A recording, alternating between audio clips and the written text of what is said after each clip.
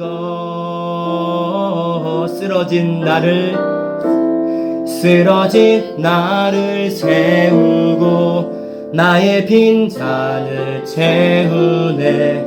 주 나의 모든 것. 예수 어린 양, 예수 어린 양, 존귀한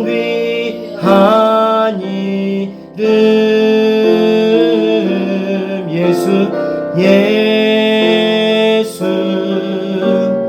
어린 양, 존귀한 이름. 한 번 더. 예수 어린 양, 예수 어린 양, 존귀한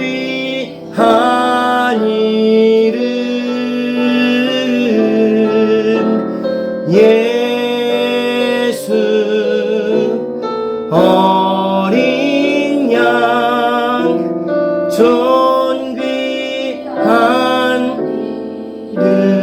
존귀한 이름, 존귀한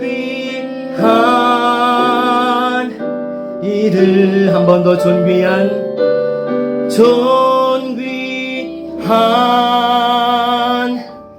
이름.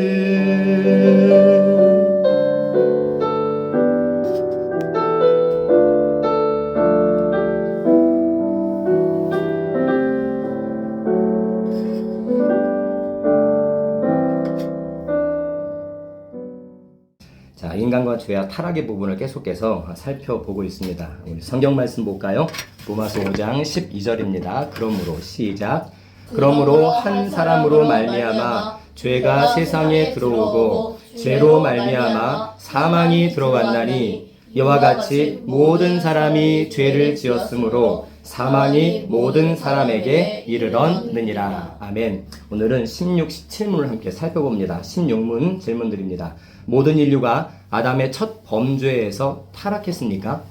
하나님이 아담과 맺으신 언약은 아담뿐 아니라 그의 후손을 위한 것으로서 그에게서 통상적인 방법으로 출생하는 모든 인류는 아담 안에서 범죄하여 그와 함께 타락했습니다. 17문입니다. 타락이 인류를 어떤 상태에 있게 했습니까? 타락이 인류를 죄와 비참한 상태에 있게 만들었습니다. 네, 오늘까지 아담과 그의 후손에 대한 죄와 비참함, 타락에 대해서 함께 살펴보고 다음 주부터 새로운 주제로 넘어갑니다. 자, 이제 딱 들으면은 내용들이 몇 번 반복했던 내용들이기 때문에 다 알 수 있는 내용들일 거예요. 자, 인간은 저절로 생긴 게 아니라 누군가 만들었습니다. 그러니까 누군가는 하나님이라고 배웠고 그 하나님이 모든 피조물 가운데 인간만, 누구만요?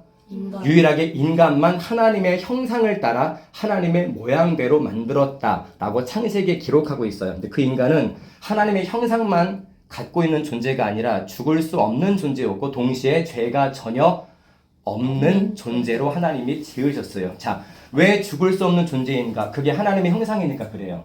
하나님은 죽지 않으시는 분이죠. 근데 인간도 하나님의 형상으로 만들었대요. 그래서 인간도 죽지 않는 존재였습니다. 원래는. 그리고 하나님은 죄가 전혀 없는 분이죠. 그 형상으로 인간을 만들었기 때문에 태초의 첫사람은 이 아담과 그의 아내 하와는 죄가 전혀 없는 상태였어요. 그런데 안타깝게도 우리는 전혀 이런 상태가 아니죠. 우리는 죽음을 피할 수도 없고 죄를 피할 수도 없는 첫사람 아담과 하와 전혀 다른 상태의 그런 삶을 살아가고 있습니다. 아담이 첫 범죄를 저지른 후에 하나님과의 관계가 일부분 끊어진 게 아니라 전구 끊어졌습니다. 예. 일부만 끊어졌다면 어느 것들은 연결되어 있으니까 희망이 있을 텐데 죄를 짓는 즉시 하나님과의 모든 관계가 완전히 끊어졌어요. 타락 전에는 보기에 아름답고 먹기에도 좋았던 에덴의 모든 나무들이 있었지만 이제는 성경에 보니까 죄를 짓는 즉시 사망도 왔지만 그 젖과 꿀이 흐르는 에덴 동산이 가시덤불과 땅에 엉겅퀴를 냈다, 이런 표현을 합니다. 가시덤불에서 농사를 제대로 지을 수가 있을까요? 엉겅퀴에서 좋은 열매를 딸 수가 있을까요? 이게 죄 때문에 생긴 거라는 거예요. 갑자기 변한 게 아니라. 더욱이 하나님과 조화롭게 지내던 아담은 이제 아내를 탓하기 시작합니다. 그리고 심지어 하나님까지 탓하는 존재로 전락하고 말았어요. 아담의 타락이 곧 최초의 죄, 오리지널 신, 이 원죄가 되어서 모든 인류에게 퍼졌습니다. 자, 인간의 본성 전체를 부패시킨 원죄는 모태에 있는 엄마 뱃속에 있는 유아들에게까지도 미치는 유전적인 악이 됐어요. 이게 무슨 말이냐? 태어날 때 내가 어떤 죄를 지어서 죄인이 된 게 아니라 태어나기 전에 이미 그 죄를 가지고 태어난다는 거예요. 그래서 목사님이 유전적이라는 표현을 썼습니다. 아담의 원죄가 그 6,000년, 대략 한 약 7,000년 전에 살았던 그 아담의 원죄가 어떻게 나한테 오지? 이건 사실 우리의 머리로는 해석해낼 수가 없어요. 이거는 신비로운 부분입니다. 어떻게 우리에게 전가되는지 신비한 영역이기 때문에 우리가 다 알 수 없지만 모든 사람의 마음이 항상 악한 성향으로 기울어지는 것. 다른 사람 볼 필요 없이 여러분 각자 자기를 한번 생각해 보세요. 내 마음이 항상 선한 쪽으로 기울어지는가 아니면 악한 쪽으로 기울어지는가? 그럼 대부분 선한 쪽보다는 악한 마음, 악한 생각, 악한 방향으로 기울어질 때가 훨씬 많을 거예요.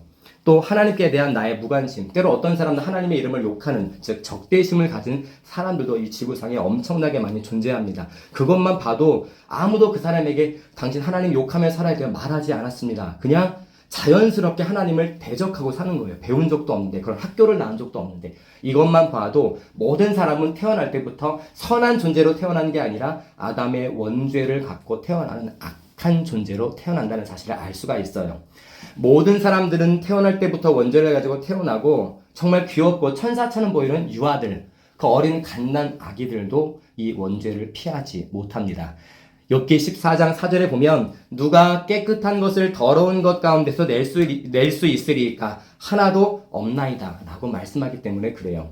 목사님이 말씀을 전할 때마다 자 성경 말씀 어디 한번 읽어볼까 이렇게 말씀을 이렇게 자주 여러분들이 같이 읽어보자고 하잖아요. 네. 그 이유가 뭐냐, 그냥 여기 빈칸 치우려고 말씀을 넣어놓은 게 아니라 우리의 삶의 모든 기준이 내가 이게 죄다 아니다, 이게 선이다 악이다 구분하는 기준이 내가 아니라 온통 성경이기 때문에 그래요. 만약 모든 삶의 기준이 내가 되면 나한테는 선인데 다른 사람한테는 악이 될 수가 있어요. 상대적이잖아요. 모든 사람의 생각이 다 다르죠. 그렇죠? 네. 다른데 출발은 다 어디에서 출발한다고 했죠? 다르지만 아담의 원죄에서 출발하기 때문에 나는 이게 선이라고 생각했는데 저 사람은 악이라고 볼 수가 있단 말이에요. 그래서 우리는 성경 말씀을 기준으로 선과 악을 구분하는 이런 태도를 항상 우리가 지켜야 된다는 거예요. 자, 원죄는 아담의 범죄로 인해 이 땅에 모든 인류가 가지고 태어나는 죄책, 달리 표현하면 죄책감, 죄의식이고 또 하나는 부패성을 말합니다. 원죄가 뭐냐? 모든 인류가 태어날 때부터 가지고 나오는 죄책감과 부패성을 말해요. 유아들도 예외가 아니라고 그랬죠. 모든 사람들은 똑같습니다. 왜 아담의 죄를 그냥 죄라고 부르지 않고 원죄라고 부를까? 세 가지로 나눠봤어요. 첫 번째, 아담이 인류의 첫사람이었기 때문에. 그래서 아까 목사님이 오리지널 씬이라고 그랬죠. 처음 죄. 인류의 사람이 처음 생겨나서 처음으로 지은 죄이기 때문에 원죄. 최초의 죄를 원죄라고 그래요. 그래서 첫사람이 지은 죄이기 때문에 원죄라 말합니다. 두 번째로 이 죄는 인간에 배워서 달리 말하면 모방해서 나타난 죄가 아니라 태어날 때부터 인간의 생명 안에 이미 자리하고 있는 죄이기 때문에 원죄라고 부릅니다. 저 사람 왜 이렇게 나쁜 짓을 많이 하지? 왜 저렇게 악한 짓을 많이 하지? 배워서 그런 게 아니라는 거예요. 많은 사람들이 이런 얘기 합니다. 아, 가정 환경이 그럴 수밖에 없었겠구나. 그 험상궂은 범죄자들의 어린 시절을 이렇게 많이 이야기를 하는데 보면은 막 불우한 가정 환경, 뭐 맞고 자랐대요. 아빠가 술만 드시면 여러 기타 가정 환경이 그래서 저렇게 범죄자로 자랄 수밖에 없었구나라는 말하는 게 이 세상의 사람들이 하는 기준이에요. 근데 성경은 그 어디에서도 저 범죄자가 가정 환경 때문에 저렇게 타락했다라고 말하지 않습니다. 그 모든 근원이 어디에 있다고요? 아담의 원죄에서 출발하는 거예요. 태어날 때부터 인간의 생명 안에 원죄가 자리하기 때문에 원죄라고 말합니다. 마지막으로 왜 아담의 죄를 죄라고 부르지 않고 원죄라고 부르느냐? 인간의 삶을 오염시키는 모든 자범죄, 내가 마음대로 짓는, 나 스스로 짓는 모든 죄, 뿌리가 되는 죄가 바로 이 원죄에서 출발하기 때문에 아담의 죄를 그냥 죄라 말하지 않고 원죄라고 말합니다. 우리는 경험적으로 내 안에 원죄가 있음을 알 수가 있어요. 아까 서두에도 우리가 살펴봤지만 아주 어릴 때부터 악한 본성들이 끊임없이 드러나기 때문에 그래요. 어린아이들이 귀엽고 천사 같아 보이지만 자세히 한번 보세요, 여러분들. 여러분들 어린아이 시절이 있었죠? 교회에도 어린아이들이 있습니다. 자세히 보면은 멀리서 보면은 이쁘다, 사랑스럽다, 어떻게 저렇게 인형같이 생겼지? 근데 가까이서 그 행동을, 그 말하는 것을 자세히 들어보면 아담의 악한 본성이 그대로 드러납니다. 다 내 거예요. 내가 가지려고 해요. 아무개야, 좀 나눠 먹어야지. 싫어. 나만 먹을 거야. 손에 쥐고 있는데 이쪽 손에 또 쥐고 있어. 줄 수도 있는데 다 누구 거라는 거예요. 내 거라는 거잖아요. 근데 그거를 집에서 배웠을까요? 넌 항상 2개씩 움켜쥐고 있어. 배웠을까요? 아닙니다. 이미 아담의 원죄를 갖고 태어나기 때문에 모든 것에 옳고 그름의 기준이 다 누가 된 거예요? 내가 된 거예요. 아담과 하와가 타락했을 때 우리는 그 상황을 알잖아요. 선악을 알게 하는 나무의 열매를 먹었잖아요. 근데 그 전에 하나님이 아담에게 어떤 말씀하셨다고 그랬죠? 동산 모든 나무의 실과는 다 먹어도 돼. 마음대로 다 먹어도 되지만 하나만큼 먹지 말라고 그랬잖아요. 그게 최초의 율법 명령입니다. 하나만 먹지 마. 그런데 먹지 않는 게 정상적인 반응이잖아요. 그게 순종이잖아요. 근데 아담과 하와는 먹었단 말이에요. 먹지 말라는 기준은 하나님의 기준인데 먹은 건 자기 기준이에요. 먹지 말라고 했는데 내가 보니까 먹으면 내가 하나님처럼 될 것 같아. 사단에게 속은 것도 있지만 아담은 그 말씀을 들었기 때문에 거부할 수 있는 능력도 있었다고 했잖아요. 그런데 아담은 거부하지 않고 그대로 먹습니다. 불순종했잖아요. 죄가 뭐냐? 삶의 모든 기준이 내가 되는 거예요. 분명히 먹지 말라고 했는데 아담은 먹었잖아요. 그냥 단순히 어긴 게 아니라 내가 선택했기 때문에 이제 내가 선과 악을 구분하겠다는, 그게 인류의 최초의 타락의 원인입니다. 악한 본성이 아담의 원죄 때문에 그대로 나타나는 거예요. 우리가 잘 아는 다윗은 시편 51편 5절에서 이렇게 고백합니다. 내가 죄악 중에서 출생하였으며 어머니가 죄 중에서 나를 잉태하였나이다 라고 고백합니다. 내가 죄악 중에 세상에 태어났대요. 그러면은 엄마 아빠가 어떤 심각한 죄를 지었다는 얘기일까요? 아니요. 아니에요. 우리 지금 계속 아담의 범죄와 후손을 살펴보고 있습니다. 다윗의 아빠 이세, 다윗의 아빠 이름이 이세인데 이세가 어떤 심각한 범죄를 저질러서 정말 자식들한테 부끄럽게 살았던 게 아니에요. 이세도 그 아빠도 어린 시절 있을 거 아니에요. 또 더 거슬러 올라가면 엄마 뱃속에 있었겠죠. 할머니 뱃속에. 그 아빠도 이미 태어날 때부터 뭐를 갖고 태어난 거예요? 아담의 원죄를 갖고 태어났기 때문에 그 사실을 깨달은 이세의 아들 다윗이 내가 죄악 중에 이 세상에 태어났다라고 고백을 하는 거예요. 우리 아버지가 범죄자라는 소리가 아니라 아버지도 아담의 원죄가 있다는 것을 고백하는 거죠. 다윗이 자신의 과거를 돌아보니까 나는 한나라의 왕이지만 내가 지금까지 살아온 모든 삶이 온통 죄투성이구나. 이거를 머리로만 생각한 게 아니라 실제로 경험적으로 고백한 거예요. 다윗도 죄를 많이 졌거든요. 창세기 3장 9절에서 한번 읽어볼까요? 창세기 3장 9절입니다. 여호와 하나님이 시작. 여호와 하나님이 아담을 부르시며 그에게 이르시되 내가 어디 있느냐? 네. 말씀하셨어요. 자, 이거는 타락한 이유입니다. 아삭 먹고 타락한 이후에 하나님이 하와를 먼저 부르지 않고 아담에게 먼저 말씀하셨어요. 아담아, 내가 어디 있느냐? 전지전능하신 영원하신 하나님이시면 아담이 어디 있는지 몰라서 부르셨을까요? 아니요. 이거는 회개의 기회를 주신 거예요. 너 지금 죄 졌잖아. 내가 먹지 말라고 한 열매를 먹었지. 아담아 어디 있느냐? 아담 당연히 숨어 있어도 다 보이죠. 그 천지 만물을 누가 창조하신 건데요? 하나님이 창조하신 거니까 하나님은 그냥 다 보여요. 지금 민재도 목사님도 민희도 다 보고 계시는데 아담이 어디 있는지 몰라서 부르신 게 아니라 회개할 기회를 주셨어요. 왜 하와가 아닌 아담을 먼저 부르셨을까? 그 이유는 아담이 모든 인류를 대표했기 때문에. 아담이 첫사람이었어요. 하와는 그 다음에 만들어졌으니까. 그의 죄가 인류 전체에 일부분만 영향을 미친 게 아니라, 좀 어려운 말 써볼게요. 전인적으로 오염시켰습니다. 몸도 더럽혔고, 몸을 더럽혔다는 소리는 우리에게 없었던 질병이 생겼다는 소리고, 또 몸이 더럽혀졌다는 것은 죽지 않는 몸이 이제 죽는 몸이 됐다는 소리예요. 근데 몸만 더럽힌 게 아니라 아담의 첫 번째 원죄가 영혼도 더럽혔습니다. 이걸 전인적인 오염이라고 해요. 다른 말로 전적 타락이라 말합니다. 우리가 처음에 함께 읽었던 본문 로마서 5장 12절은 한 사람 때문에 죄가 세상에 들어오고 그 죄가 즉시 사망을 가져왔다라고 말씀합니다. 그래서 모든 사람이 어떤 죄를 가지고 태어난다고요? 죄는 죄인데 아담의 원죄를 가지고 태어나게 되고, 또 로마서 6장 23절에 죄의 싹슨, 즉 죄의 열매는 사망이라는 말씀처럼 인간은 태어남과 동시에 사망을 향해 가고 있습니다. 억울하지 않아요? 태어났으면 영원히 사는 게 바람직할 것 같은데 태어나자마자 어디를 향해 간다고요? 사망에. 네, 사망을 향해 달려간다. 그게 내가 어떤 아무런 죄를 짓지 않아도 아담의 원죄를 갖고 태어난다는 그 이유 때문에 모든 사람은 태어날 때부터 죽는 존재로 태어난다는 거예요. 자, 전적 타락의 결과가 세 가지로 나타납니다. 아담이 타락했대. 옛날 이야기의 신화가 아니라 아담은 지구상에 실제로 존재했던 특정한 지역에 존재했던 실존 인물입니다. 목사님 이소부와 얘기하는 게 아니에요, 지금. 아담, 하와, 동화책에 나오는 사람들인가? 상상 속의 인물이겠지. 아니에요. 이렇게 말하면 이단이 되는 거예요. 정통 기독교는 아담과 하와를 역사 속에 실제 살았던 사람으로 가르칩니다. 여러분 그렇게 믿어야 돼요. 예, 만난 적이 없으니까 말로만 들으니까 이야기지 뭐. 아닙니다. 실제 인물이었어요. 그 아담과 하와가 죄를 짓는 순간 전적으로 몸도 타락하고 영혼도 타락했는데 어떤 삶의 변화가 나타나는 첫 번째 수치심이 생겼습니다.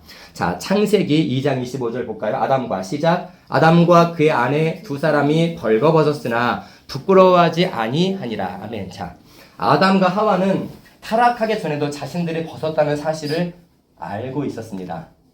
타락하기 전에도 옷을 아무것도 걸치지 않았다는 사실을 아담도 알고 하와도 알고 있었어요. 그런데 그때는, 즉 타락하기 전에는 벗었다는 사실이 아무렇지도 않았어요. 네, 타락하자마자, 즉 죄를 짓자마자 어떠한 모습이 나타났는가? 창세기 3장 7절 볼게요. 이에 시작. 이에 그들의 눈이 밝아져 자기들이 벗은 줄을 알고 무화과 나무 잎을 엮어 치마로 삼았더라. 타락하기 전에는 전혀 하지 않던 행동이죠. 자, 타락하기 전에 옷을 입고 있었어요. 여전히 벗고 있었습니다. 근데 가릴 생각은 안 했어요. 부끄러움이 없으니까. 근데 선악을 알게 하는 열매를 먹자마자 처음으로 자기들에게 나타난 우리가 벗었네? 그제서야 보인 거예요. 죄의 첫 번째 특징, 수치심, 부끄러움을 우리에게 가져다 준다는 거예요. 죄를 범하고 타락한 직후에 그전에는 없었던 부끄러움, 즉 수치심은 무슨 말인가? 스스로 떳떳하지 못한 마음을 수치심이라 말합니다. 부끄러움이라 말해요. 그들 속에 없던 게 생겨났어요. 자, 그들의 눈이 밝아졌다고 앞에서 말했죠. 이에 그들의 눈이 밝아져. 열매를 먹는 즉시 눈이 밝아졌대요. 이 말은 시력이 좋아졌다는 뜻이 아니라 부정적인 의미에서 영적인 눈, 도덕적인 눈이 밝아져서 이젠 다른 사람과의 관계에서 떳떳하지 못한 마음이 생겨났다는 거예요. 그럼 타락하기 전에는 어떤 마음이었다는 거죠? 자신 있는 마음이었어요. 떳떳한 마음이었어요. 죄가 없었으니까. 아담과 하와가 서로에게 잘못한 건 없습니다. 하와는 사단에게 속았어요. 아담은 하와가 자기 아내가 죽으니까 그냥 먹었을 뿐이에요. 두 부부 사이는 서로 잘못한 게 없습니다. 근데 중요한 것은 이들이 하나님께 범죄했다는 거예요. 아담은 하와에게, 하와는 아담에게 부부니까 줄 수 있잖아요. 그런데 중요한 건 이들이 하나님께 범죄했다는 사실이 중요한 거예요. 한번 따라해 볼까요? 관계 질서가 파괴된 것입니다. 파괴된 것이다. 아담과 하와가 누구와의 관계가 파괴된 거예요? 죄를 지음으로 하나님과의 관계가 파괴된 거예요. 자, 타락의 결과 첫 번째는 수치심이라고 했죠. 두 번째는 책임 전가가 이들에게 없었던 죄가 생겨납니다. 창세기 3장 11절 맨 아래 말씀 볼까요? 이르시되 시작. 이르시되 누가 너의 벗었음을 내게 알렸느냐? 내가 내게 먹지 말라 명한 그 나무 열매를 내가 먹었느냐? 자, 먹어서 죄를 지었습니다. 하나님이 물어보시는 거야. 누가 너 벗었다는 걸 누가 너한테 알려줬어? 타락 전에는 그런 의식이 없었잖아요. 부끄러움도 없었으니까. 그런데 갑자기 몸을 가리네. 이상한 행동을 하기 시작하는 거예요. 아담과 하와가. 누가 너 지금 알몸인 걸 알려줬니? 또 내가 먹지 말라 명한 선악을 알게 하는 나무의 열매를 너 정말 먹었느냐? 하나님이 지금 사실 질문하시는 게 아니에요. 목사님이 물음표를 쳐놨지만 너 정말 먹었어? 하나님이 못 봐가지고 지금 확인하시는 건가요? 아니에요. 이미 다 아시고 말씀하신 너 정말 먹었어? 아담의 정상적인 반응. 자, 민재가 정말 이 상황이었다면 먹었단 말이에요. 민재 너 정말 먹었어? 그럼 어떻게 대답하는 게 정상이에요? 먹었습니다. 그렇죠? 잘못을 인정하는 게 정상이잖아요. 그런데 아담은 네, 제가 먹었습니다 라고 말하지 않고 다른 반응을 보입니다. 창세기 3장 12절 볼까요? 하나님이 시작. 하나님이 주셔서 나와 함께 있게 하신 여자 그가 그 나무 열매를 내게 주므로 내가 먹었나이다. 이렇게 대답을 합니다. 네, 제가 먹었습니다가 아니라 하나님 나에게 있는 여자, 그 여자가 나한테 줘서 먹었습니다. 책임을 전가하죠. 이게 우리의 삶 가운데 그대로 드러납니다. 너 잘못했지? 그럼 가장 먼저 드는 생각이 제가 했어요 라는 생각보다 어떡하지? 어떻게 상황을 피해갈까? 이 생각이 먼저 드는 게 솔직한 우리의 마음이죠. 나중에 들통날 때 나더라도. 아담은 하나님의 물음에 핑계로 반응합니다. 이것은 하와도 마찬가지였어요. 먹은 건 자기 자신인데 모든 책임은 다른 사람에게 떠넘기고 있습니다. 아담은 하와에게, 하와는 또 사탄에게. 여기에서 중요한 것은 아담이 첫사람이기 때문에 아담이 자기 자신의 이 죄에 대한 책임을 누구에게 넘기고 있느냐는 사실이 중요해요. 우리가 이 말씀만 보면은 저 아담 진짜 꼴불견이다. 어떻게 하나밖에 없는 아내한테 자기 죄를 떠넘겨? 정말 남자답지 못하다. 너무 쫌생이다. 그런데 12절에 보면, 집중해서 보면 아담이 이르되 하나님이 주셔서 나와 함께 있게 하신 여자라고 말합니다. 얼핏 보기에는 여자한테 내 죄에 대한 책임을 떠넘기는 것 같지만 사실 궁극적으로는 하나님 탓을 하고 있는 거예요. 하나님 왜 나한테 여자를 주셔서예요? 왜 나한테 여자를 주셔서 내가 타락하게 만드십니까? 라고 지금 하나님 탓을 하고 있는 거예요. 아담은 자신의 불순종에 대해서 자신의 죄는 보지도 않고 최초 하와가 누구에게 유혹을 받았죠? 뱀에게 들어간 악마, 사탄의 같은 말입니다. 사탄에게 유혹을 받았는데 아담은 자신이 죄 지은 것 말하지 않습니다. 사탄의 미혹도 빼버려요. 오히려 여자의 책임을 말하더니 결국 하나님 탓을 합니다. 온통 책임을 전가해요. 지금 우리의 모습이 아닐까 싶어요. 자, 수치심과 책임 전가의 그런 타락의 열매가 나타납니다. 세 번째로 두려움이 나타났어요. 타락하기 전에 아담과 하와는 두려움이라는 개념이 없었습니다. 왜냐하면 왕 같은 존재였잖아요. 왕이 두려울 대상이 어디 있어요? 자기가 최고 왕인데. 그런데 창세기 3장 8절에 보니까 이렇게 말씀합니다. 동산을 거니시는 여호와 하나님의 소리를 듣고 아담과 그의 아내가 여호와의 하나님 낯을 피하여 동산 나무 사이에 숨은지라 라고 말씀합니다. 그전에 숨을 일이 없었고 숨지도 않았고 숨는 법도 몰랐는데 죄를 짓는 순간 동산에 거니시는 여호와 하나님의 소리를 듣고 나무 사이에 숨었다 라고 말씀하고 있어요. 뱀을 두려워한 것도 아니고 선악을 알게 하는 나무를 두려워한 것도 아닙니다. 여러분이 집에 엄마 아빠가 계시는데 엄마 아빠를 어떻게 생각해요? 무섭다. 피하고 싶다. 친구네 집에서 자고 올까? 아니면 나를 지켜주시는 분, 나를 책임져 주시는 분, 나의 든든한 버팀목이 되어주시는 분, 내가 의지할 분 이렇게 생각해요. 전자예요? 후자예요?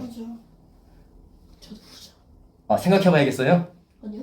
후자죠. 부모님은 내가 의지할 대상이잖아요. 여러분들이 어른이 돼도 똑같아요. 부모님이 이 세상에 살아계시는 동안에는 내가 의지할 대상이에요. 안 계시면 되게 슬퍼요. 근데 아담도 마찬가지입니다. 아담에게 있어서 하나님은 자기를 창조하신 분이잖아요. 우리로 비유하면 아담에게는 부모 같은 존재인데 그 부모를 어떻게 지금 대하고 있다고요?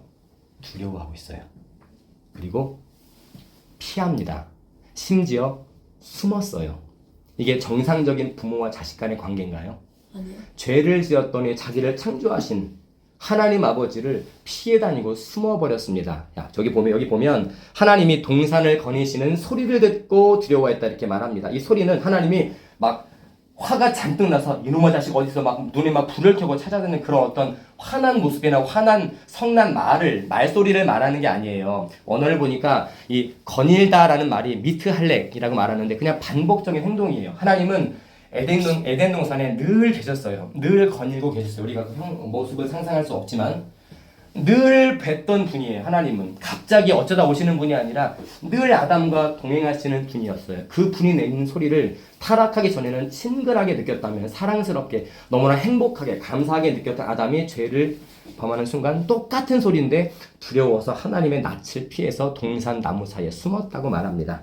죄로 인해 타락한 태초의 인간은 하나님이 거니시는 소리만 들어도 두려워서 나무 사이에 숨는 존재가 되었습니다. 이 모든 것, 수치심, 책임전과 두려움들이 첫 창조 시에 없던 것들인데 아담이 죄를 범했을 때 즉시 나타난 열매라는 거예요. 자, 인간의 타락은 항상 목사님이 인간되면 아담을 말하는 겁니다. 아담의 어느 한순간의 타락만 말하는 게 아닙니다. 그 옛날에 아담이라는 사람이 타락했대가 아니에요. 아담이 타락한 이후에 모든 인류는 태어날 때부터 죽을 때까지 전 과정에 걸쳐서 아담의 타락한 본성이 계속 나타난다는 거예요. 이게 남의 얘기가 아니라 내 얘기입니다.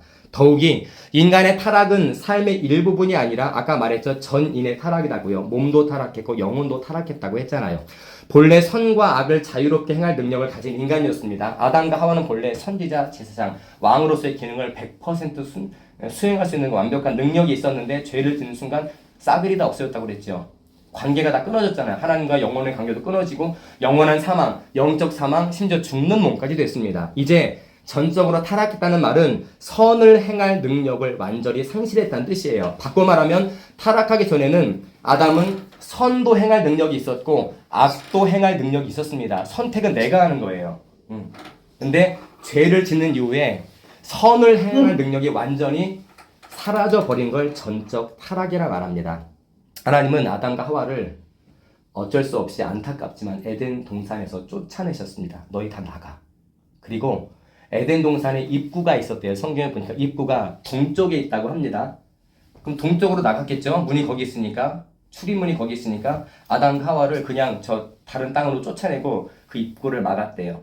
두루 도는 불칼과 그룹들로. 이 그룹들을 성경은 이제 천사라고 표현하는데 아무도 못 들어오게 막는 대단히 위험 있는 천사들이 입구를 막고 있대요. 지금까지. 아무도 못 들어가는 거예요. 하나님이 열어주시기 전까지는. 자, 모든 인류는 죄를 지었기 때문에 죄인이 아닙니다. 아까 목사님은 뉴스 얘기도 하고 범죄자 얘기 잠깐 했지만 지금은 우리 세상은 죄를 지으면 벌을 받죠. 뭐 벌금을 내든가 감옥에 갈 수 있잖아요. 죄를 지으면. 그런데 성경은 반대로 말합니다. 우리는 죄를 지어서 죄인이라 말하면 성경은 이미 죄인이라 죄를 짓는다고 말을 해요. 이미 죄를 갖고 태어나는 죄인이라 여러 형태의 죄를 사람들이 짓는다고 말합니다. 세상이랑 완전 반대 개념이죠. 이미 태어날 때부터 죄인이기 때문에 일생 동안 여러 형태의 죄를 범하는 것이고 그 모든 죄들은 우리가 인정하기 싫든 좋든 지옥에 가기에 충분하고도 남습니다. 세상에서는 저 사람이 사람을 10명이나 해쳤대. 근데 이 사람은 A라는 사람은 사람을 10명 해친 사람이고 B라는 사람은 슈퍼에서 껌 하나 훔쳤어요. 우리가 볼 때는 누구의 죄가 커요? 사람을 10명 해친 사람의 죄가 커요? 껌 하나 훔친 사람의 죄가 커요? 우리가 볼 땐 당연히 사람을 10명 해친 사람의 죄가 상대도 안 되잖아요. 그런데 성경은 껌을 훔친 죄나 10명을 해한 죄나 똑같이 봅니다. 왜냐면 우리는 그 훔친 걸 보잖아요. 해친 걸 보고. 근데 성경은 그 결과를 보는 게 아니에요. 야, 껌으로 훔쳤으니까 너는 조금 내가 봐줄게. 10명이나 해쳐. 너는 사형. 이게 아니라 성경은 껌으로 훔치는 죄나 훔치려는 마음이 있었을 거 아니에요. 또 사람 10명을 해치려는 마음이 있었겠죠. 그 사람에게. 그 마음이 다 어디에서 출발했다고요? 원죄. 아담의 원죄에서 출발한 그 원죄 때문에 지옥에 가기에 충분하다는 거예요. 껌 하나 훔치고 지옥 가면 억울하지 않겠어요? 하나님 그걸 보시는 게 아니에요. 해결되지 못한 아담의 원죄 때문에 내가 지옥에 간다고 말씀하는 거예요. 껌 훔쳐서 가는 게 아니라.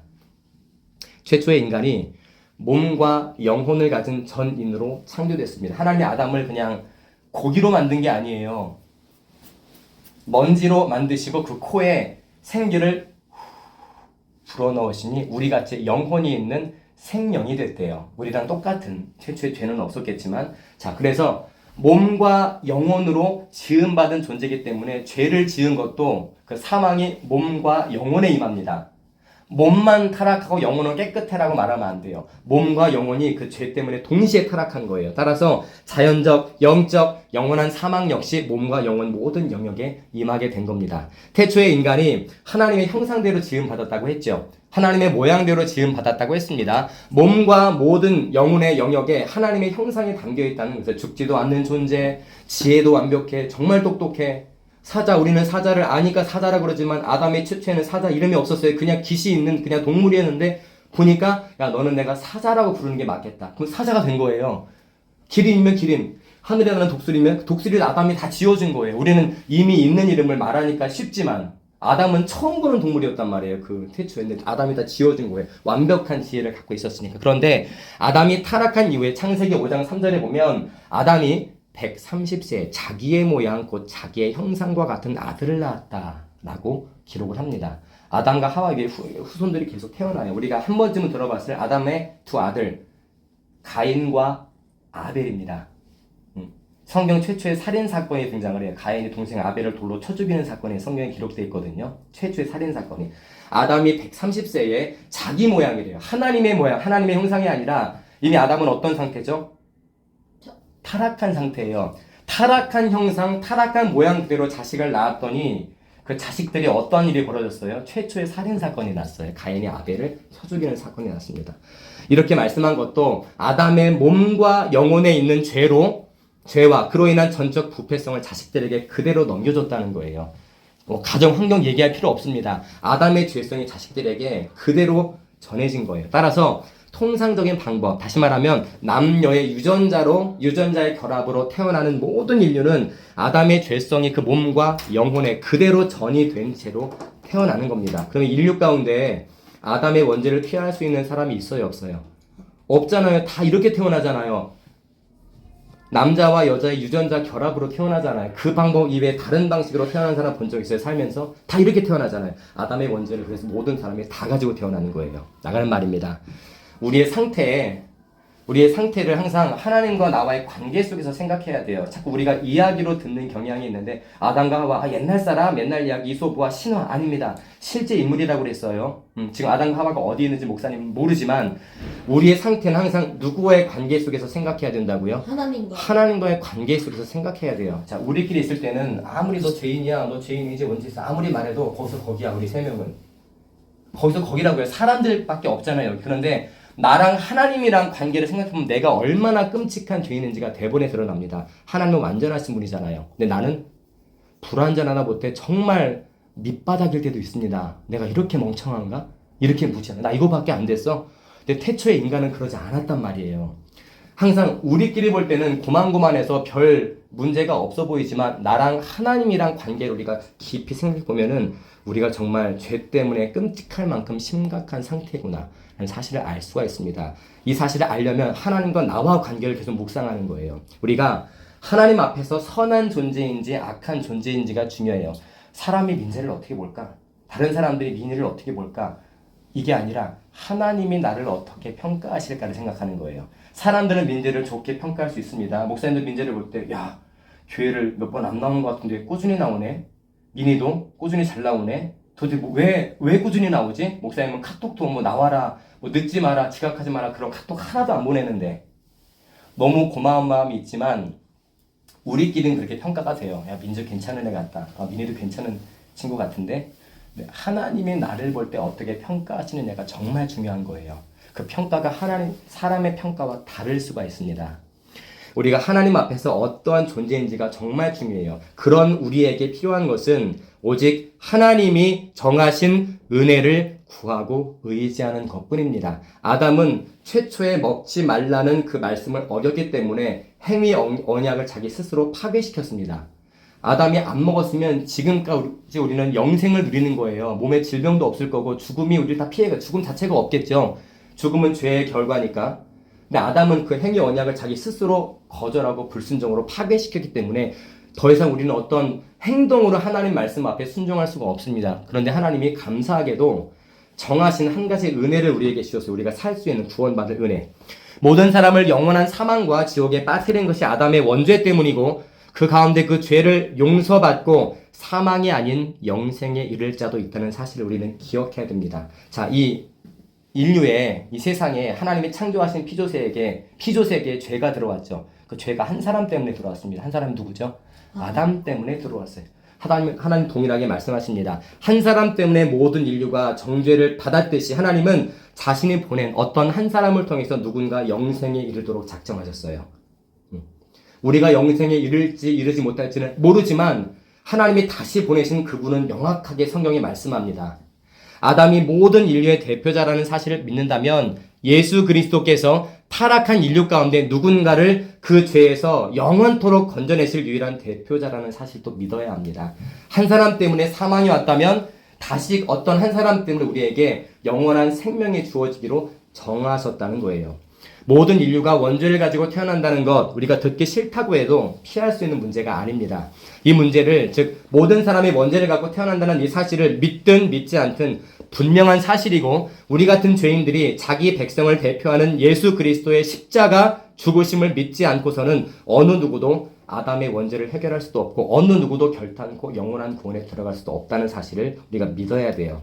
사나 죽으나 우리의 유일한 위로는 이 세상에 없습니다.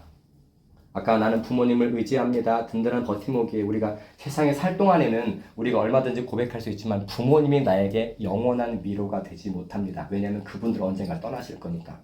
목사님, 어머니, 아버지도 열심히 늙어가고 있거든요. 언젠간 떠나실 거예요. 인정해야 돼요. 아담의 죄 때문에 떠날 거예요. 그런데 우리 자신이나 부모에게서 참된 위로를 얻는 것이 아니라 우리를 자신의 핏값 주고 사신 예수 그리스도께 속해 있다는 것을 우리가 믿는 거예요. 부모님은 언젠가 떠나시니까 위로가 끝나잖아요. 그런데 예수님은 어제나 오늘이나 영원하신 하나님의 아들이시기 때문에 그 위로가 영원합니다. 눈물도 씻겨주시겠대요. 더 이상 고통도 질병도 비참함도 없는 천국에서 우리를 맞이하시겠대요. 누가요? 친구도 부모도 아닌 자기의 핏값을 주시고 우리를 죄 가운데 건져내신 예수님께서 우리를 기다리고 계신데요. 이 사실을 믿는 자들은 더 이상 아담의 원죄 아래 갇혀있지 않고 하나님의 영원한 보호하심 아래 거할 수 있게 됩니다. 자, 로마서 5장 12절 다시 한번 보고 말씀 정리하고 마칩니다. 로마서 5장 12절입니다. 그러므로 한 사람으로 말미암아 죄가 세상에 들어오고 죄로 말미암아 사망이 들어왔나니 이와 같이 모든 사람이 죄를 지었으므로 사망이 모든 사람에게 이르렀느니라. 뒤집어 보면 아담 때문에 사망이 왔다면 다시 어떤 한 사람 때문에 사망을 해결한다는 거예요. 그분이 누구시라고요? 하나님의 아들 예수님 밖에 없다는 거예요. 세상 어디에도 예수 그리스도라는 이 이름 외에 구원을 얻을 만한 다른 이름을 우리에게 주신 적이 없대요.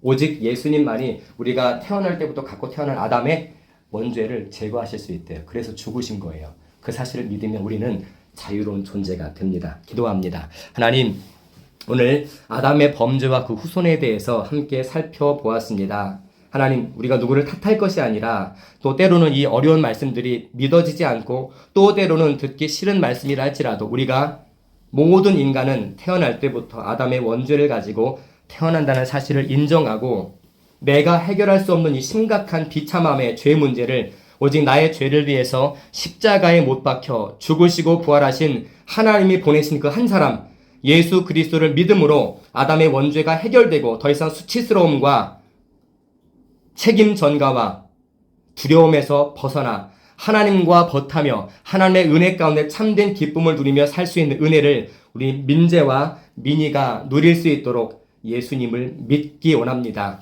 믿어지는 마음을 허락해 주시길 원합니다. 우리의 모든 삶 가운데 예수님이 이 땅에 오시고 또 죽으시고 부활하시고 승천하시고 언젠가 다시 오신다는 성경의 말씀을 깊이 믿고 붙들고 나아가는 우리 학생들 모두가 될 수 있도록 은혜 위에 더 큰 은혜를 허락하여 주옵소서. 그리하여서 매 주일마다 수요일 문답을 한 말씀 한 말씀 배울 때마다 우리의 믿음이 더욱더 성숙해지게 하시며 이 땅에 또 사는 동안 우리가 의지할 분은 오직 예수님 한 분밖에 없음을 기억하며 나아가는 민재와 민희가 되게 하여 주옵소서. 끝까지 함께해 주실 줄로 믿사옵고 우리를 구원해 주신 예수님의 이름으로 간절히 기도드립니다. 아멘.